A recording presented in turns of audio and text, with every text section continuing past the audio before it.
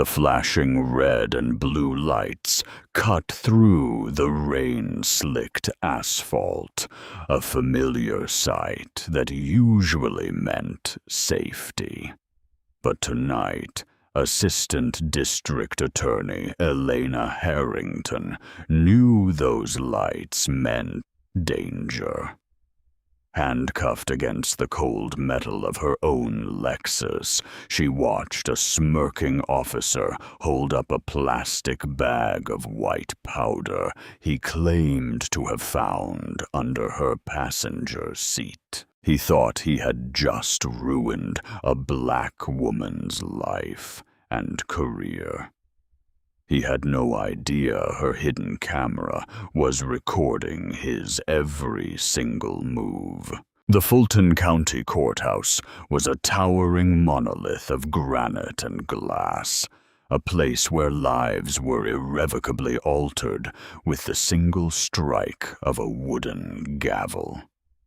For Elena Harrington, it was a second home. As the youngest and most ruthless assistant district attorney in the Violent Crimes Division, she had built a reputation that preceded her. She was brilliant, meticulous, and unapologetically black in a system that often preferred her demographic on the other side of the defendant's table.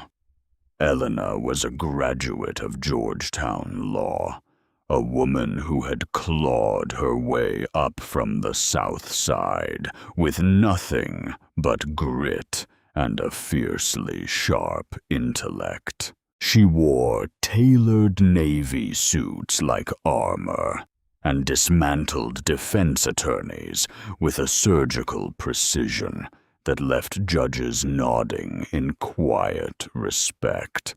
But her success had not come without making enemies. Over the past year, Elena had spearheaded an internal corruption probe that resulted in the indictment of 3 veteran narcotics detectives. She had crossed the thin blue line, and in the tribal ecosystem of local law enforcement, that was an unforgivable sin. Across town, in the damp, fluorescent-lit locker room of the 14th Precinct, Officer Harlan Crow was lacing up his boots.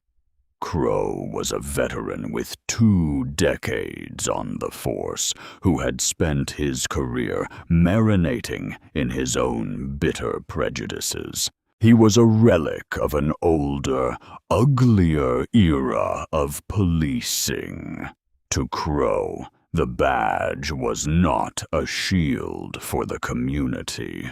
It was a bludgeon to enforce his personal worldview. Crow had a file in internal affairs thick enough to stop a bullet. There were excessive force complaints, allegations of racial profiling, and whispers of evidence tampering. But he belonged to a powerful police union, and his brother-in-law was a deputy chief. Time and again, the complaints were swept under the rug, dismissed as hearsay or unsubstantiated. Crow specifically targeted affluent minority neighborhoods. It infuriated him to see young black men and women driving luxury vehicles or owning homes in gated communities. In his twisted mind, they were either dealing drugs or defrauding the system, and it was his sworn duty to put them in their place. "Hey, Damien, you catching the game tonight?" asked Officer Damian Reed, a young officer fresh out of the academy, who had the unfortunate luck of being assigned as Crow's partner for the month. Damien was naive and already deeply uncomfortable with the way his senior partner operated. Crow slammed his locker shut, the metallic clang echoing off the cinder block walls. "No time for games, kid. We're hunting tonight. End of the month, quota's looking a little light. Time to go shake the trees and see what kind of garbage falls out." Crow adjusted his duty belt, his hand lingering on the grip of his service weapon. He harbored a specific venomous hatred for the district attorney's office these days. Elena Harrington's recent prosecution of his buddies in narcotics had felt like a personal attack. He had seen her on the evening news just that morning, giving a press conference about police accountability. He had spat at the television in the break room. "These people think they run the city now," Crow had muttered to Damien earlier that week, refusing to use Elena's name. Somebody needs to remind them how the real world works. What Crow didn't know was that Elena Harrington was intimately aware of the target on her back. Since the indictments, she had received anonymous hate mail, silent phone calls in the middle of the night, and had even noticed unmarked patrol cars lingering a little too long at the end of her driveway.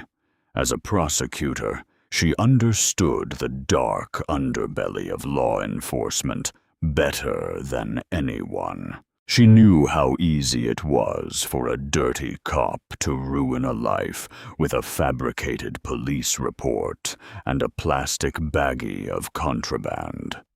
Because of this, Elena had taken extreme precautions. She had a state-of-the-art dual-lens dashcam hardwired into her Lexus, recording both the road and the entire interior of the cabin, and uploading continuously to an encrypted cloud server. More importantly, she had recently purchased a discreet, high-definition body camera, disguised as a designer lapel pin. She wore it on her blazer every single day, turning it on whenever she felt uneasy. She refused to become a victim of the very system she had sworn to uphold. As the sun dipped below the Atlanta skyline, casting long, menacing shadows across the city streets, a relentless rain began to fall. The stage was set. The predator was on the prowl, cruising the slick streets in a black and white cruiser, completely unaware that his chosen prey had laid a flawless, inescapable trap. It was late at night. Elena was exhausted. She had spent long hours locked in a suffocating conference room, prepping witnesses for a grueling gang racketeering trial. Her eyes ached from staring at autopsy photos and financial ledgers. All she wanted was a hot shower, a glass of Pinot Noir, and the soft embrace of her bed. She walked out into the chilly, rain-swept parking garage of the courthouse, the rhythmic clicking of her heels echoing in the empty concrete cavern.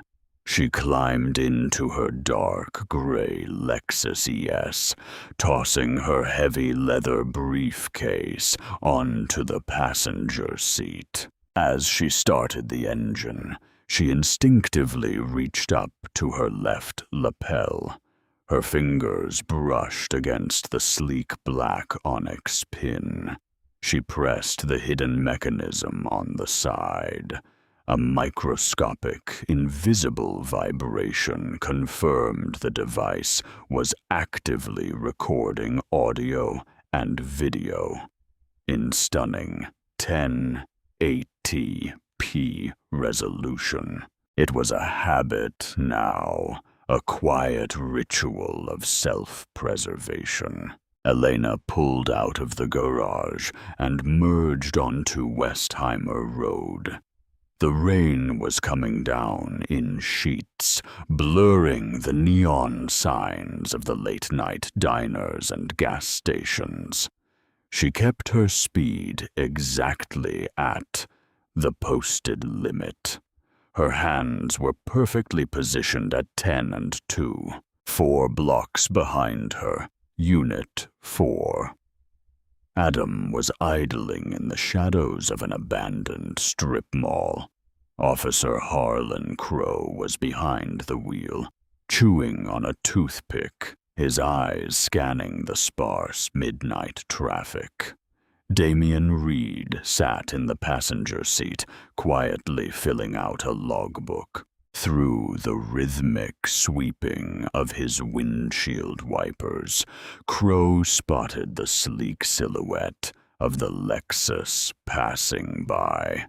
His eyes narrowed.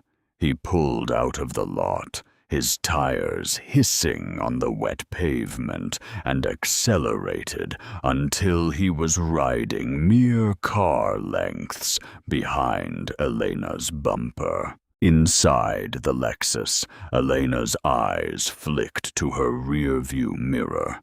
Her heart skipped a sudden, cold beat. A patrol car was aggressively tailgating her. She didn't panic. She maintained her speed, ensuring she was completely centered in her lane. She deliberately used her turn signal to smoothly change lanes, hoping the cruiser would pass her. Instead, the cruiser mirrored her movement, staying glued to her rear bumper. "Look at this," Crow sneered in the cruiser, his knuckles white on the steering wheel. "Brand new Lexus, darkly tinted windows, rolling through this side of town at midnight." Damien looked up from his clipboard, squinting through the rain. "Plates are clean, Harlan. Registered to an Elena Harrington. Address is over in the Highlands. No warrants." Crow's jaw tightened. He recognized the name instantly. Elena Harrington, the ADA, the woman who had put his friends in a maximum security prison. A dark grin slowly spread across Crow's face. The universe was handing him a gift on a silver platter. "She crossed the double yellow," Crow lied smoothly, his voice dripping with malice. Damien frowned, confused. "What? No, she didn't, Harlan. I said she crossed the double yellow line, Reed. You need to get your eyes checked." Crow's hand slammed down on the center console, activating the light bar. Instantly, the interior of Elena's Lexus was bathed in strobing red and blue light. Elena let out a long, slow breath. She didn't slam on her brakes. Instead, she activated her hazard lights to acknowledge the officer, drove for another short distance, and carefully pulled into the brightly lit canopy of a 24-hour Shell gas station. She wanted witnesses.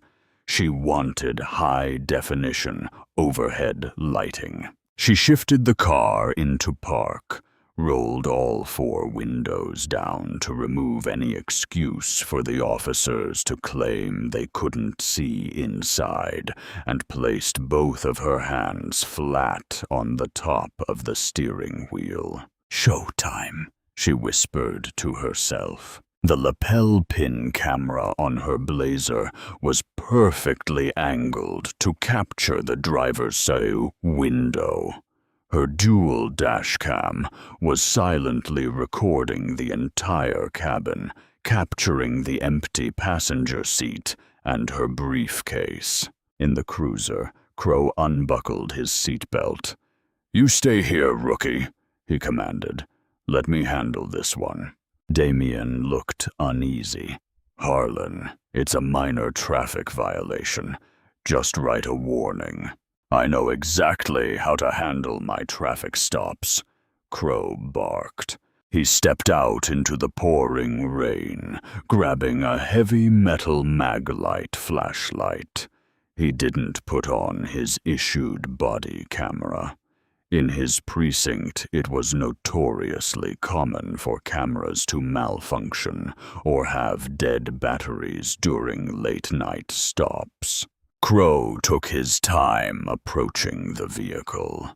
He walked with a heavy, arrogant swagger, shining his blinding flashlight through the back windows, scanning the back seat before finally stopping at Elena's window. He shone the beam directly into her eyes, trying to disorient her. "Do you know why I pulled you over tonight, girl?" Crow asked, his tone aggressively informal and deliberately disrespectful. Elena squinted against the harsh light, keeping her voice calm, modulated, and professional. "Good evening, officer. No, I am not aware of any reason for this traffic stop. I was driving the speed limit and maintaining my lane." "You swerved over the center line," Crow stated, lowering the flashlight just enough to sneer at her. "Let me see your license, registration, and proof of insurance." "I have them right here, officer," Elena said slowly, announcing her movements before making them.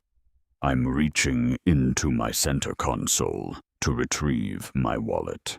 She handed over the documents. Crow snatched them from her fingers. He looked at the license, feigning ignorance. "Elena Harrington. Well, you're a long way from home, Elena. What are you doing out on the streets this late?" "I am an assistant district attorney returning home from the courthouse," Elena replied, her eyes locked onto his. "And I would appreciate it if you addressed me formally, officer." She leaned forward slightly, reading his badge. "Officer Crow." Crow chuckled, a dry, rasping sound. "An ADA, is that right? Well, the law applies to everyone, doesn't it? Even fancy lawyers in expensive cars." He leaned closer to the window, invading her personal space, his face inches from hers. He sniffed the air theatrically. Elena knew exactly what was coming next. It was the oldest trick in the corrupt cop playbook. "You know, Elena," Crow said, his voice dropping to a menacing whisper. "I'm smelling a very strong odor of marijuana coming from inside this vehicle." Elena's expression remained perfectly stoic, but inside, her blood turned to ice. She didn't smoke. Nobody had ever smoked in this car.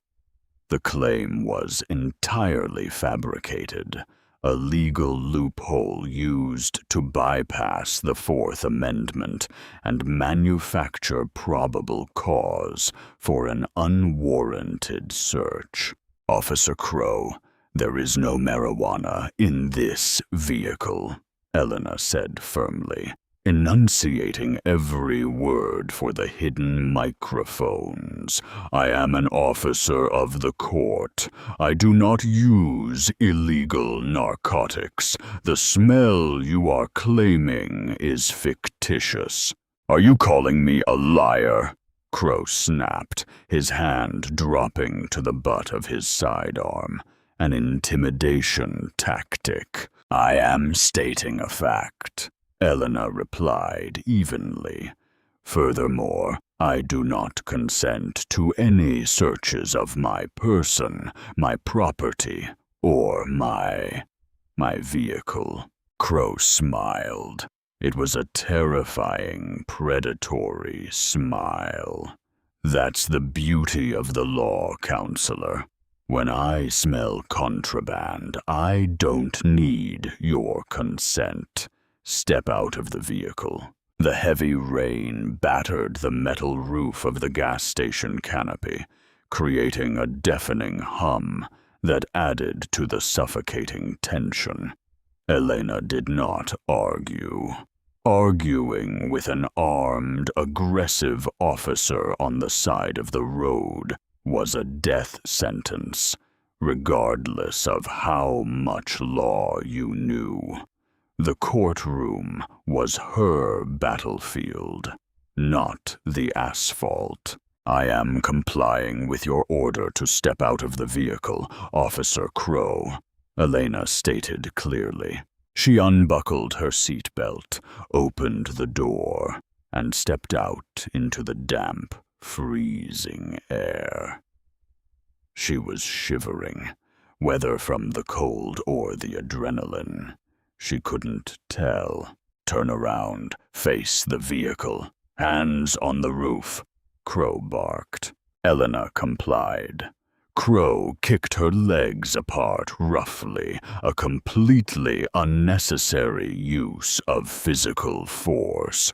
He patted her down, his hands lingering a little too long, a little too aggressively along her waistline and pockets. It was designed to humiliate her, to strip away her authority and reduce her to just another suspect on the street. From the cruiser, Officer Damian Reed finally stepped out, standing a few feet away, looking deeply conflicted. Everything all right, Harlan? He called out nervously. Just fine, Reed, Crow shouted back over his shoulder. Keep an eye on the suspect. I'm conducting a probable cause search of the cabin. Elena turned her head slightly to look at Damien. Officer, she said calmly, her voice carrying over the rain, I want you to note for the record that I have explicitly denied consent for this search.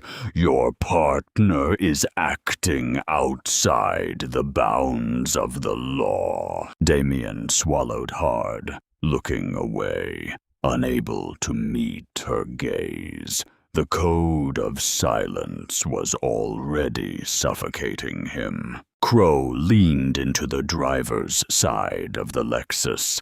He began tearing through the vehicle with reckless abandon.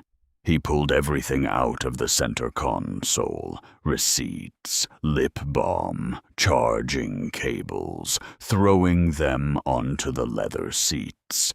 He opened the glove compartment, scattering the owner's manual and insurance papers across the floorboards.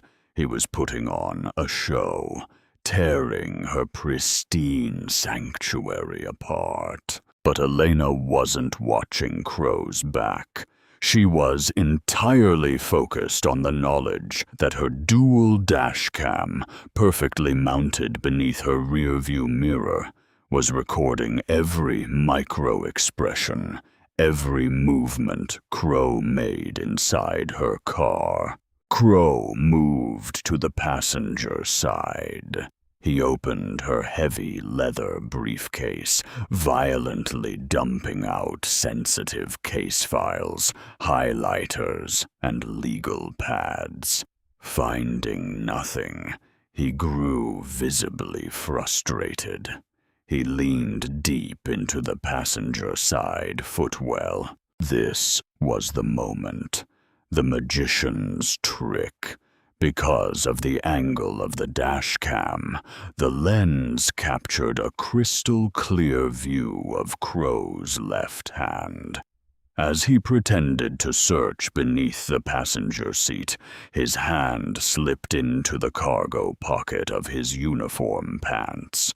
With practiced, smooth agility, he pulled out a small, clear plastic baggie containing about 2 grams of a white, powdery substance.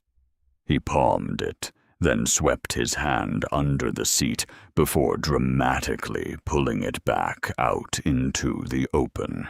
"Well, well, well," Crow's voice echoed from inside the car, thick with a sickeningly triumphant glee.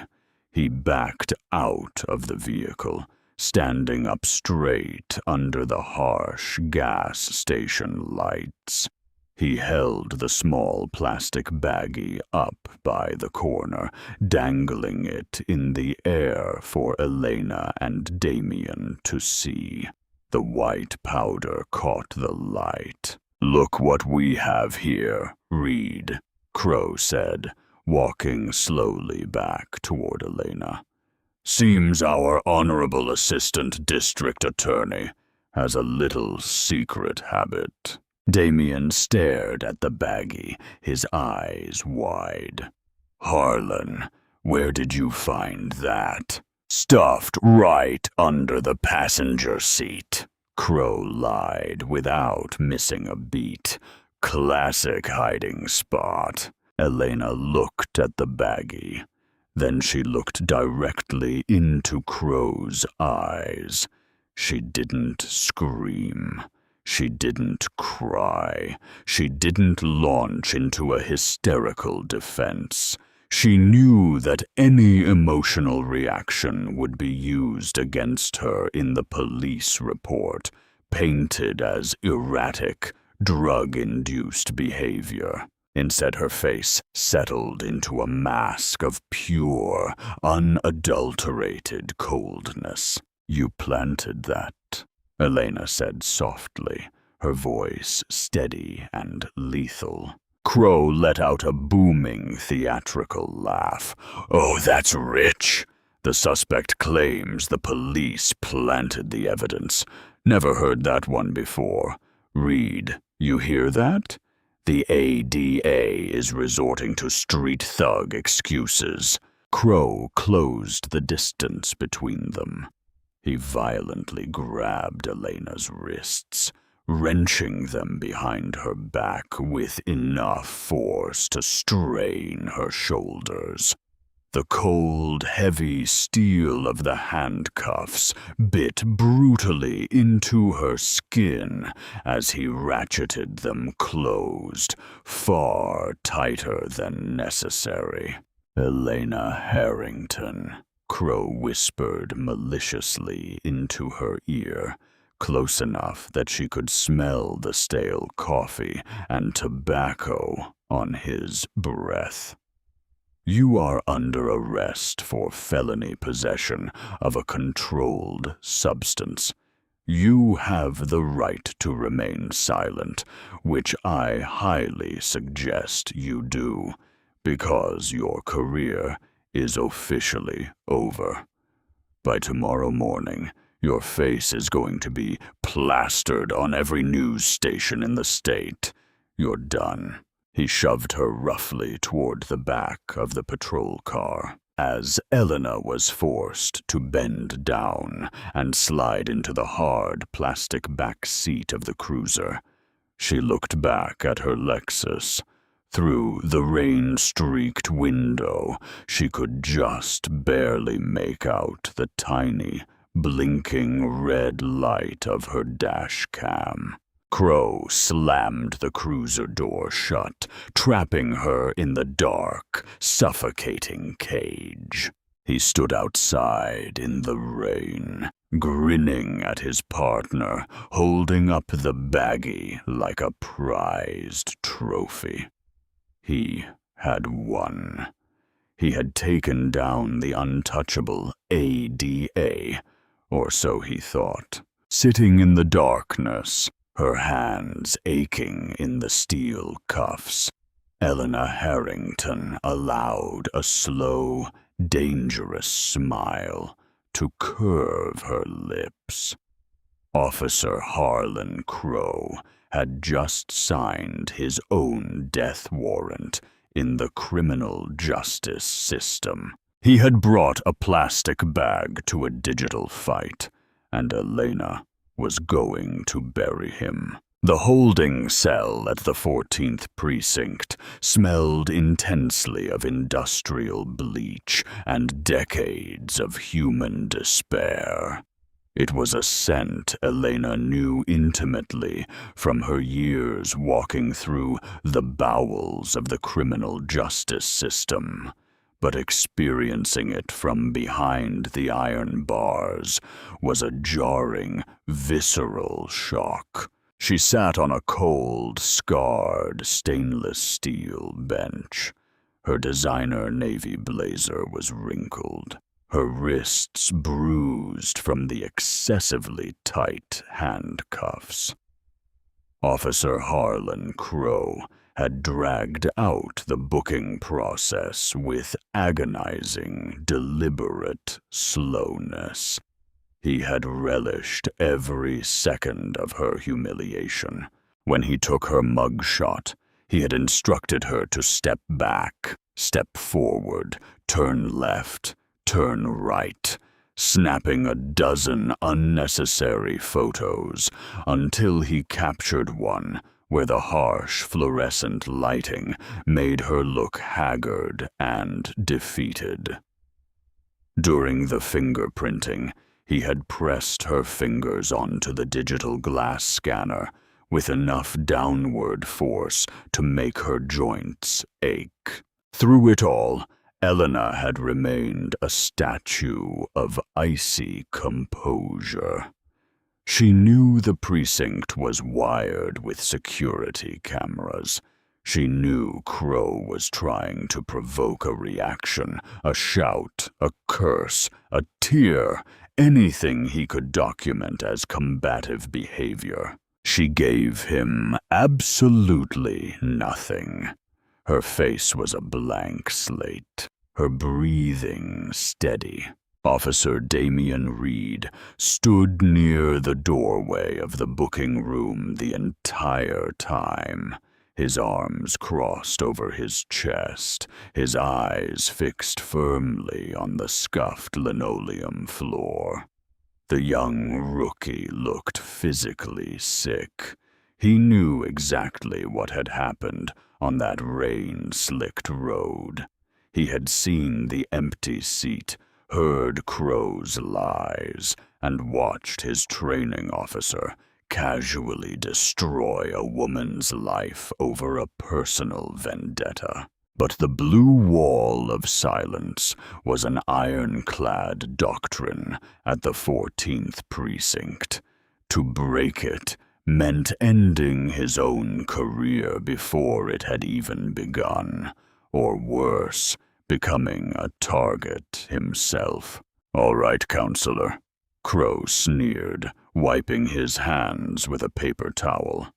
"You get one phone call. Make it count, because after tonight, I doubt anyone in the DA's office is going to want to hear your voice."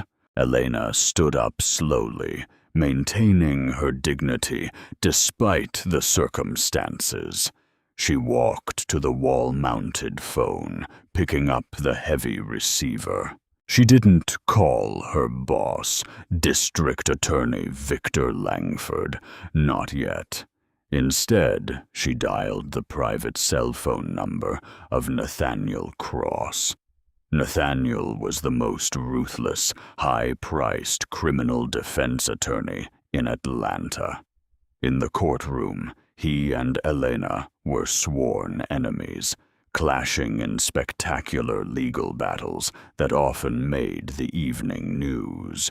But outside the courtroom, there was a deep mutual respect built on years of testing each other's mettle.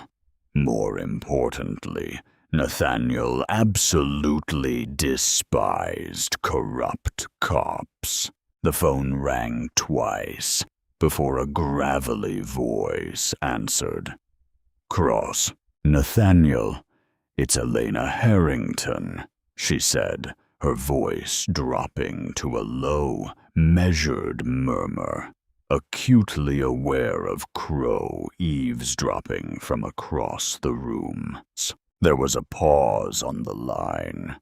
"Elena, it's the middle of the night. Tell me you didn't finally murder opposing counsel." "I'm in holding at the 14th precinct," she said, cutting straight to the chase. "Arrested on a fabricated charge of felony possession of a controlled substance. 2 grams of cocaine planted under my passenger seat during a pretextual traffic stop." The playful exhaustion instantly vanished from Nathaniel's voice, replaced by cold, professional steel. "Who is the arresting officer?" "Harlan Crow." Another pause, heavier this time. Nathaniel knew Crow's reputation. Everyone in the Atlanta legal community did. "That son of a... He's retaliating for the narcotics indictments. Elena, listen to me. Say absolutely nothing else. Do not answer any questions. I am getting out of bed right now. I'll be at the precinct in 30 minutes with a bail bondsman." "Nathaniel, wait," Elena whispered, turning her back to Crow to shield her face. "Listen to me very carefully. I need you to do exactly as I say. When you get here, we are going to play this entirely straight. Act outraged.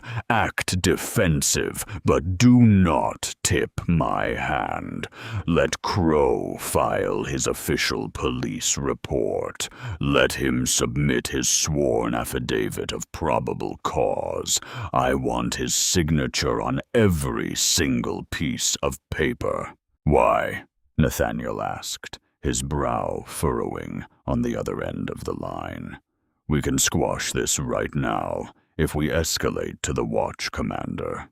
"Because," Elena breathed, a dangerous edge creeping into her tone, "I have a dual-lens interior dash cam, and I was wearing a hidden lapel body camera. The footage is already sitting in an encrypted cloud server. I caught him palming the baggie from his pocket. It's in 1080p. A low, dark chuckle rumbled over the phone. "My God, Elena, you wired yourself." "I knew they were coming for me," she replied firmly. "But if we show the footage now, Internal Affairs will just slap him with a disciplinary infraction, let him quietly resign, and sweep it under the rug. No, I want him to commit perjury. I want him to file false statements under oath. I want him to take the stand at the preliminary hearing and lie to a judge's face. We are going to let him dig his own grave, and then we are going to bury him in it. You're playing a dangerous game, counselor, Nathaniel warned. By morning, the media is going to have this arrest report. Your reputation is going to take a massive hit. My reputation can take it, Elena said, staring at the peeling paint on the cell wall. His freedom won't.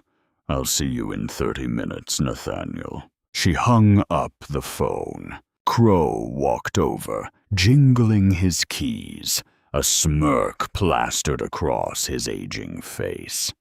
Got your lawyer? Good. You're going to need a miracle to beat a possession charge with your record of making enemies. We'll see, Officer Crow, Elena said softly, turning to face him. The wheels of justice turn slowly, but they grind exceedingly fine. By morning, the storm had passed, leaving the Atlanta streets washed clean. But the atmosphere inside the district attorney's office was suffocatingly toxic. The leak had happened faster than anyone anticipated. Some eager desk sergeant at the 14th Precinct had tipped off a reporter at WSB-TV, and the story had exploded like a grenade in the morning news cycle. Top Atlanta prosecutor arrested in midnight drug bust. The headline screamed across the bottom of every local channel. Elena's meticulously orchestrated mugshot, looking exhausted and cornered, was broadcast into millions of homes. Elena sat in the plush leather chair opposite District Attorney Victor Langford. Langford was a political animal, a man who measured every decision by how it would affect his upcoming re-election campaign. He looked as though he had aged 10 years overnight. Elena, Langford sighed, rubbing his temples, a half-empty cup of black coffee trembling slightly in his hand. Tell me this is a nightmare. Tell me there's an explanation. It's a setup, Victor, Elena said evenly, dressed now in a fresh, sharp gray suit Nathaniel had brought her, masking the exhaustion behind her eyes. Officer Harlan Crow conducted a retaliatory traffic stop. He planted 2 grams of cocaine in my vehicle. It is a direct response to my prosecution of his colleagues last month. Langford groaned, leaning back in his chair. Crow, I know his jacket. The man is a walking liability. But Elena, the optics of this. You were arrested with narcotics in a high-crime area at midnight. The police union is already mobilizing. As if on cue, Langford's television, muted in the corner of his office, showed a live feed from the steps of the 14th Precinct. Leonard Shaw, the boisterous and aggressive president of the local police union, was standing behind the podium, flanked by uniformed officers. Crow was standing right behind him, looking solemn and heroic. Langford grabbed the remote and turned up the volume. And it is a sad day for Atlanta, when the very individuals tasked with upholding the law believe they are above it. Shaw boomed into the cluster of microphones. Officer Harlan Crow is a decorated veteran with 2 decades on the force. Last night, he didn't let a title or a badge intimidate him.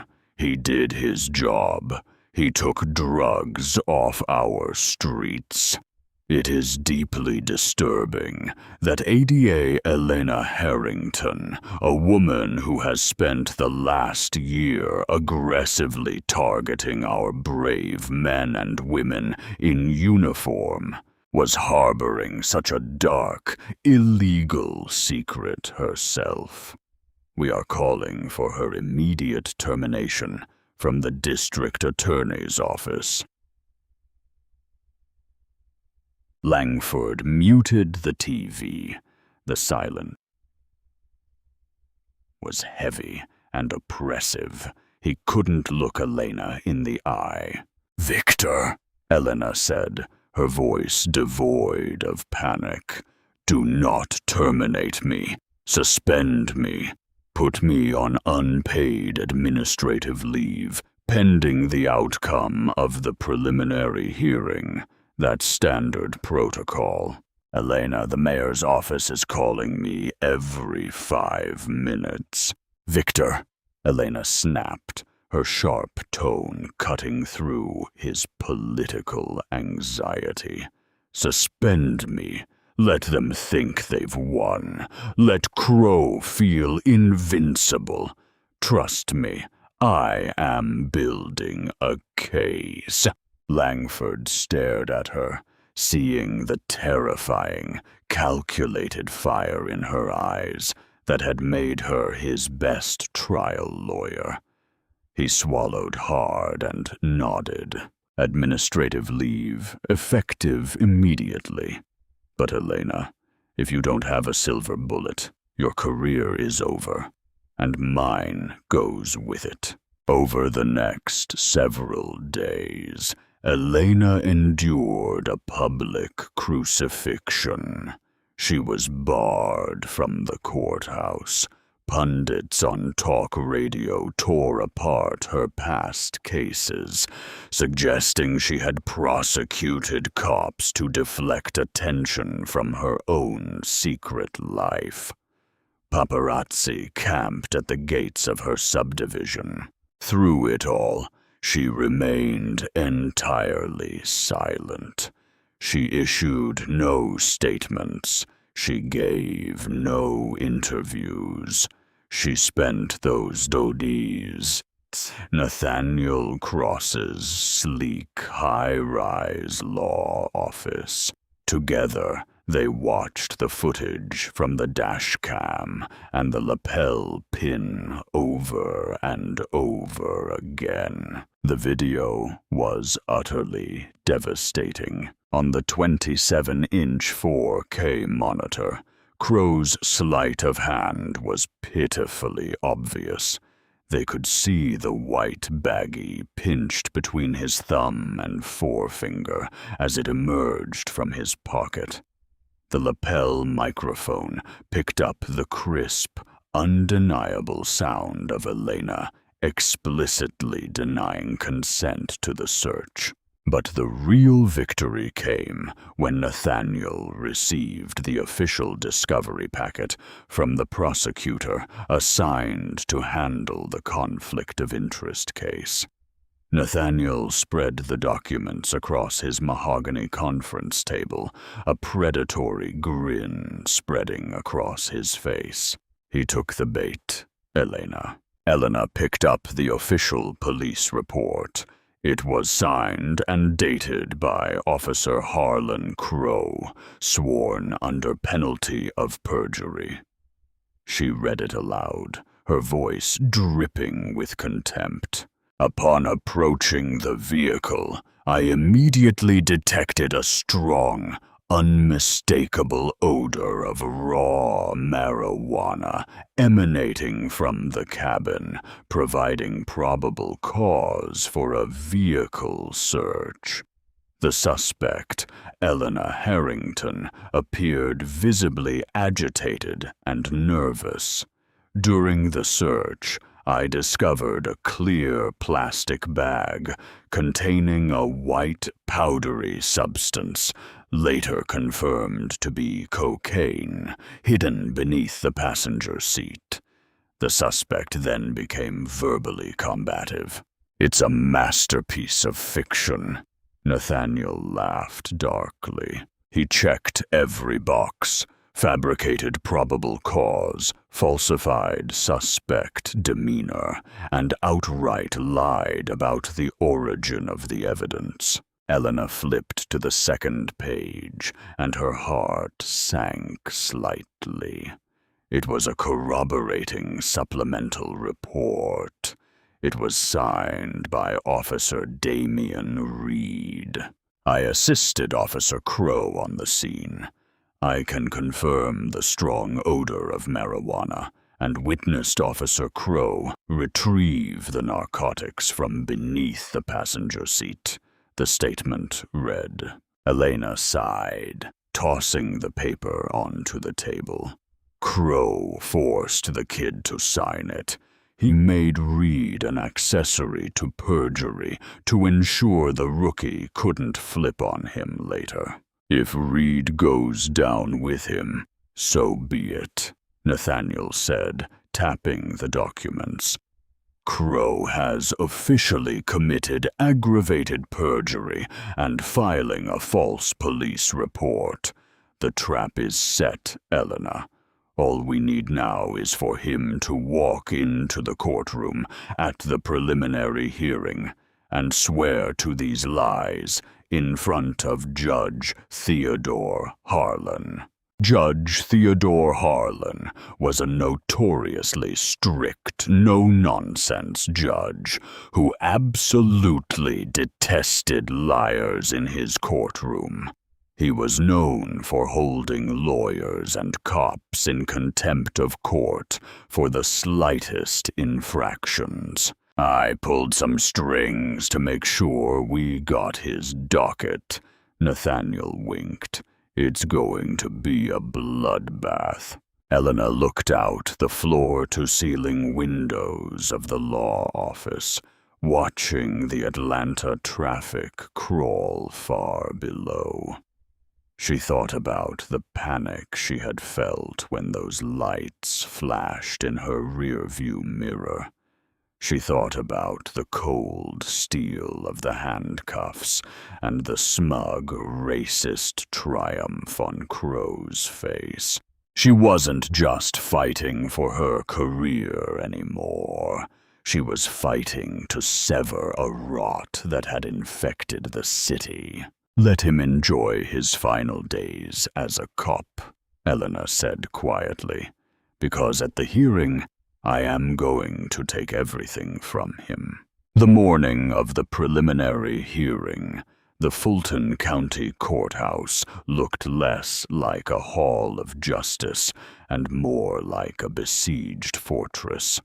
News vans from every major network choked the surrounding streets, their satellite dishes aimed at the overcast Atlanta sky. A mob of reporters, photographers, and protesting police union members crowded the marble steps. When a sleek black town car pulled up to the curb, the press surged forward like a tidal wave.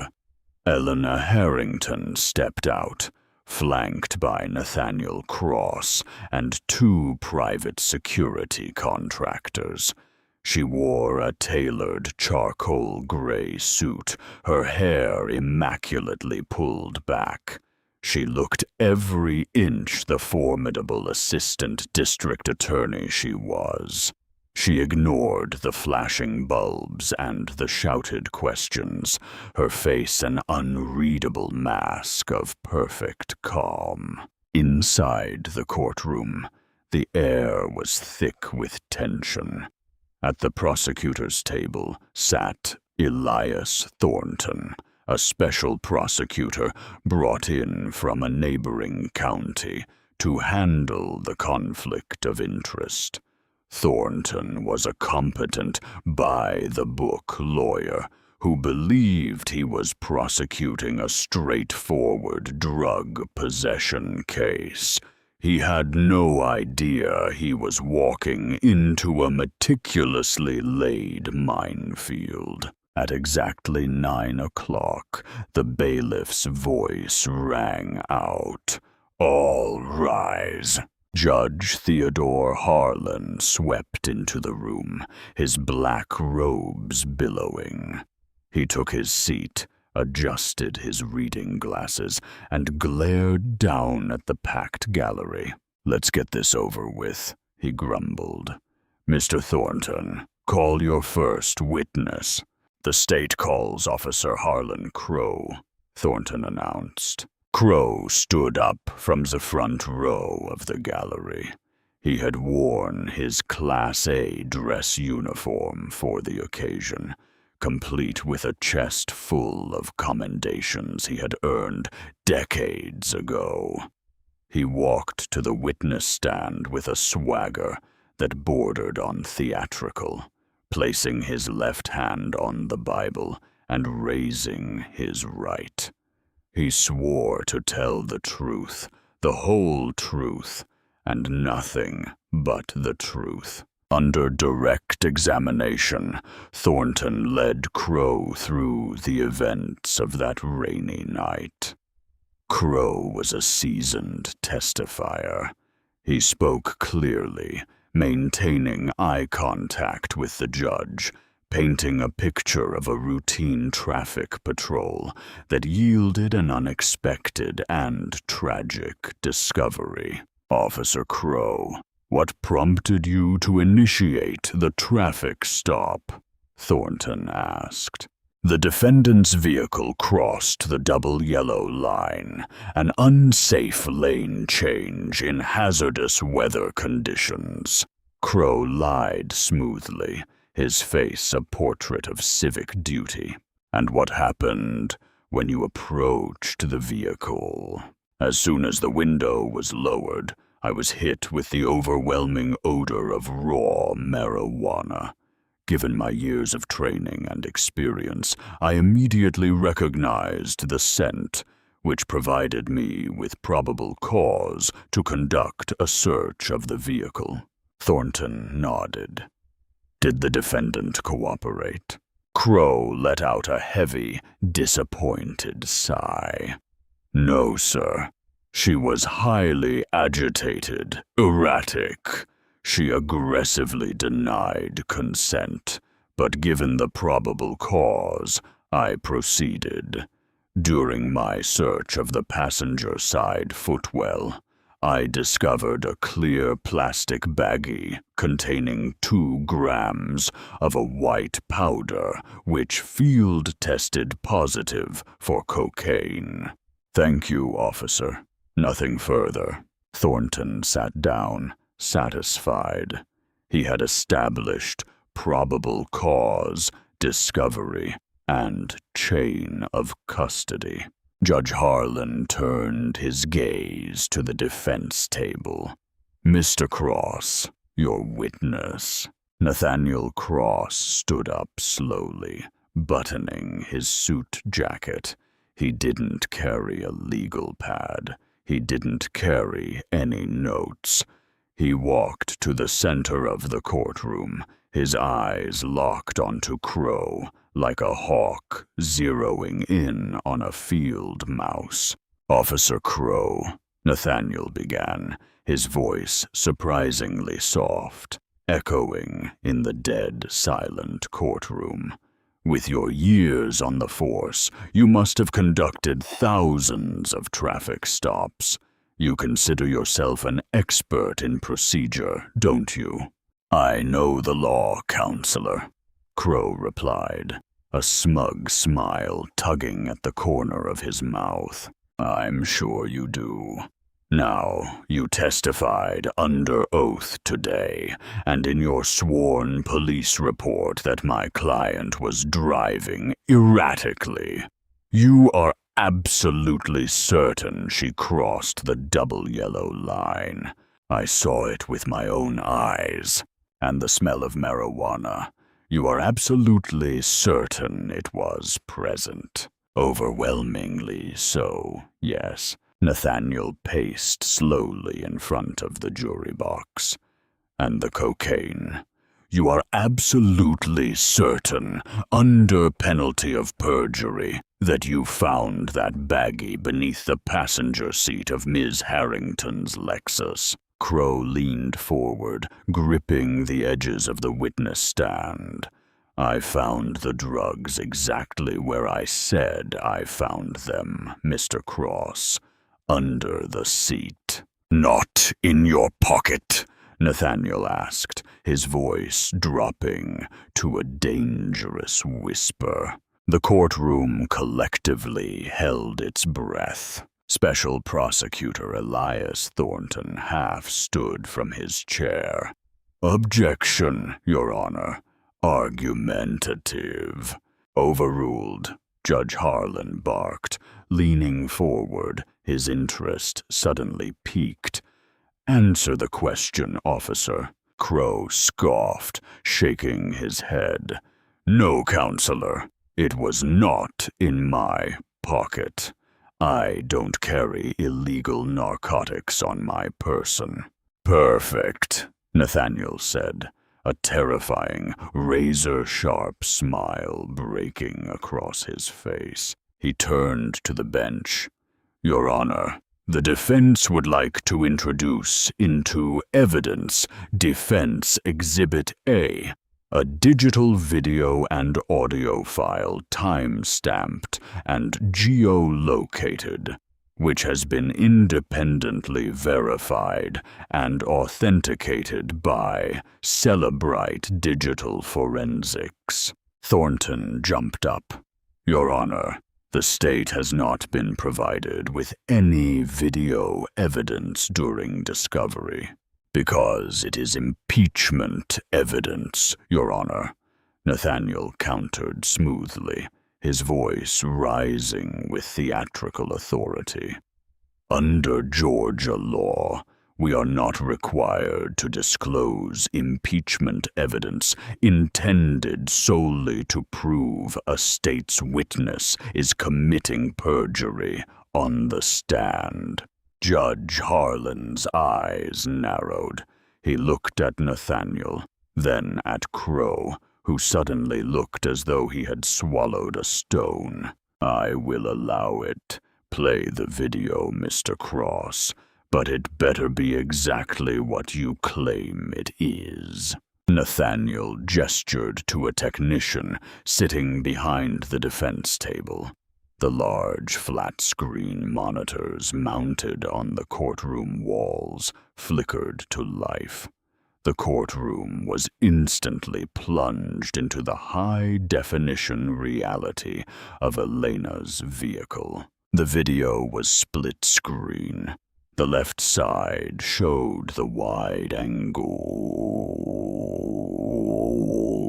view of the dual dash cam, perfectly illuminating the interior of the car. The right side showed the hidden lapel camera view, capturing Crow from the chest up. First, the audio played. Crisp, clear, and damning. Officer Crow, there is no marijuana in this vehicle. Elena's voice echoed through the courtroom speakers. I am an officer of the court. I do not use illegal narcotics. The smell you are claiming is fictitious. Then came the visual. The entire gallery watched in horrified fascination as Crow forced Elena out of the car. The footage showed Crow tearing through the spotless interior, and then came the magician's trick. On the massive screens, played in pristine high resolution, every single person in the courtroom watched as Officer Harlan Crow plunged his left hand into his cargo pocket.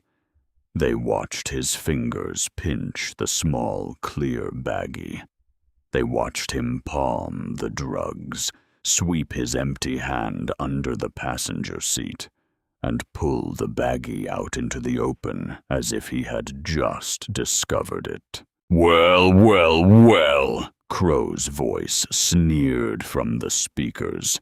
"Look what we have here, Reed." The video paused, freezing on a high-resolution frame of Crow holding the planted evidence, his hand clearly emerging from an upward trajectory, nowhere near the floorboards. The silence in the courtroom was absolute. It was a suffocating, heavy vacuum, the kind of silence that precedes an explosive shock wave. On the witness stand, Harlan Crow had turned the color of wet ash. The smug arrogance was entirely gone, replaced by the wide-eyed primal terror of an animal that has just stepped into a steel jaw trap. He opened his mouth to speak, but no words came out. Nathaniel Cross turned slowly from the monitors and locked eyes with the disgraced cop. "Officer Crow, would you like to revise your previous sworn testimony? Or would you like me to play it again in slow motion?" The eruption was instantaneous. The gallery exploded into a cacophony of shouts and gasps. Reporters furiously typed on their phones, racing to break the news that the city's most explosive drug case had just turned into a catastrophic police corruption scandal. Bang! Bang! Bang! Order! Order in my courtroom! Judge Theodore Harlan roared, his face flushed with unadulterated fury. His gavel struck the wooden sounding block with the force of a gunshot. The bailiffs stepped forward, their hands resting on their holstered weapons, forcing the crowd back into their seats. Judge Harlan slowly turned his terrifying gaze toward Harlan Crow. "Officer Crow," the judge said, his voice trembling with a cold, white-hot rage. "You swore an oath before God and this court. You filed a sworn affidavit. You attempted to use the power of the state of Georgia to destroy an innocent woman's life because of a personal vendetta. Your Honor, I can explain. That video is manipulated," Crow stammered, his voice cracking, desperation clawing at his throat. "Shut your mouth," Judge Harlan thundered, the sheer volume of his voice making Crow flinch. "The digital forensics metadata, authenticated by Amazon Web Services and Cellebrite, leaves no room for your lies. You are a disgrace to that uniform. You are a cancer in the criminal justice system." Before Harlan could continue, a commotion broke out in the second row of the gallery. Officer Damian Reed, the young rookie who had been agonizing over his silence, suddenly stood up. He was weeping, tears streaming down his face, his hands raised in the air. "He made me do it!" Damian screamed, his voice breaking in a panicked sob. "He told me if I didn't sign the supplemental report, he'd have me blacklisted from the department. There was no smell of weed. There were no drugs.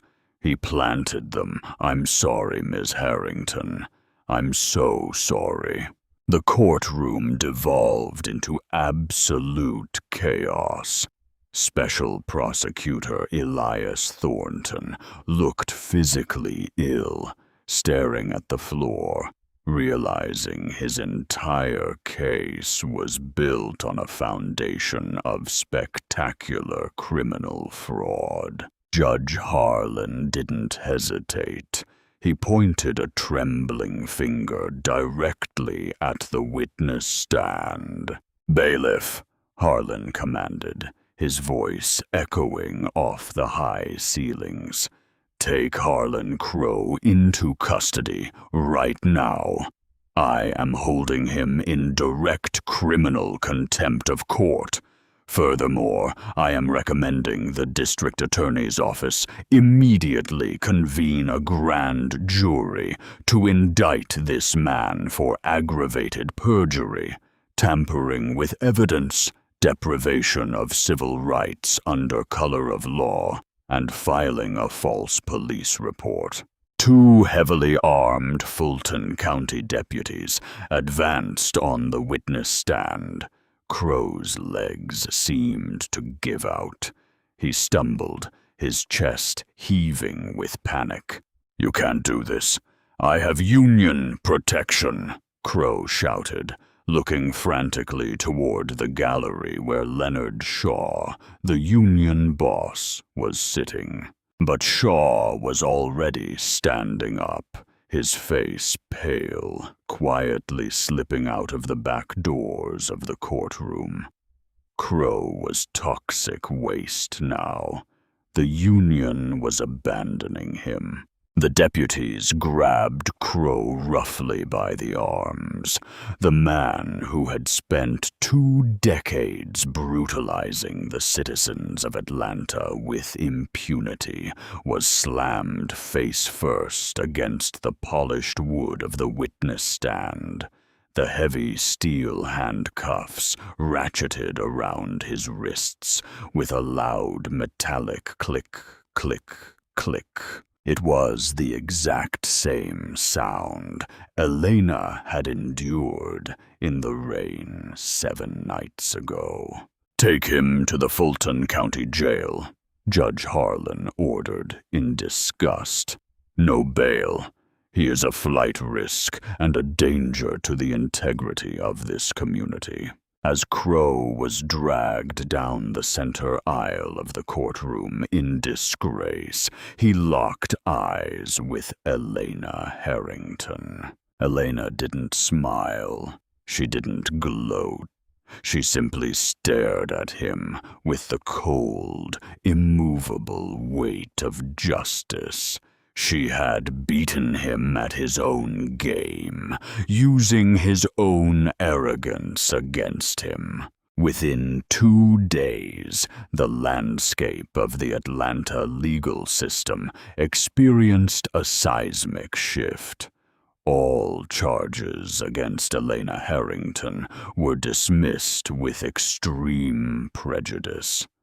District Attorney Victor Langford publicly apologized on live television, immediately reinstating her to her position with a promotion to Deputy Chief of the Violent Crimes Division. The Georgia Bureau of Investigation launched a massive, sweeping probe into the 14th Precinct. Damian Reed, having confessed in open court, was granted immunity in exchange for his full cooperation, providing the GBI with a ledger of Crowe's historical abuses. Every single conviction Crowe had secured over the past decade was immediately placed under review. Elena retained a powerhouse civil rights law firm to file a staggering federal lawsuit against the city, ensuring the police department would be subjected to federal oversight for a generation. In the weeks that followed, on the eve of Crowe's transfer to a maximum security state penitentiary, where he was facing a lengthy prison term, Elena Harrington made a quiet, unpublicized visit to the Fulton County Jail. She sat in the bleak visitor's room, a pane of reinforced plexiglass separating her from the man who had tried to ruin her.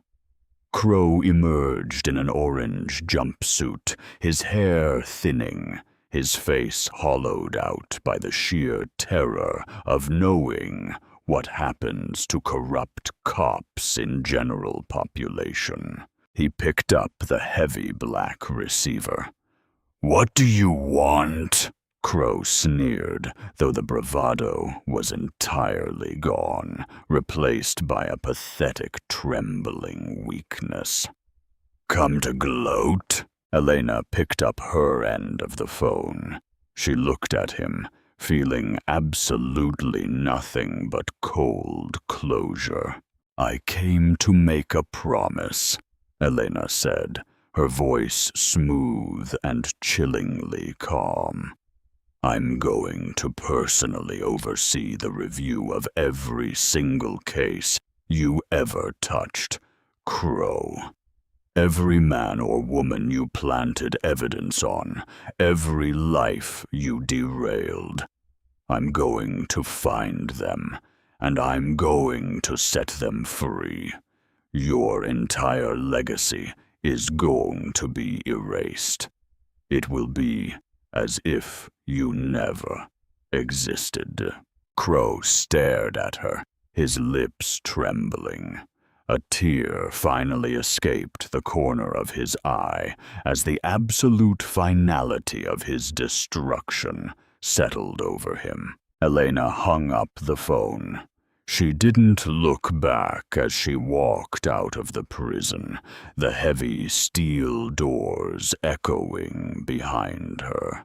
She stepped out into the bright, warm Atlanta sunshine, breathing in the clean air. The storm was finally over. She had work to do.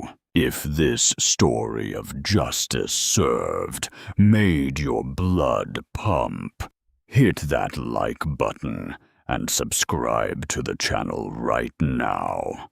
We bring you the most intense, jaw-dropping stories of revenge, legal drama, and real-world karma every single week. What would you have done in Elena's situation? Would you have stayed calm or lost your cool? Drop your thoughts in the comments below. I read every single one. Don't forget to share this video with a friend who loves a satisfying plot twist. And ring that notification bell so you never miss an upload. Until next time, stay safe and stay sharp.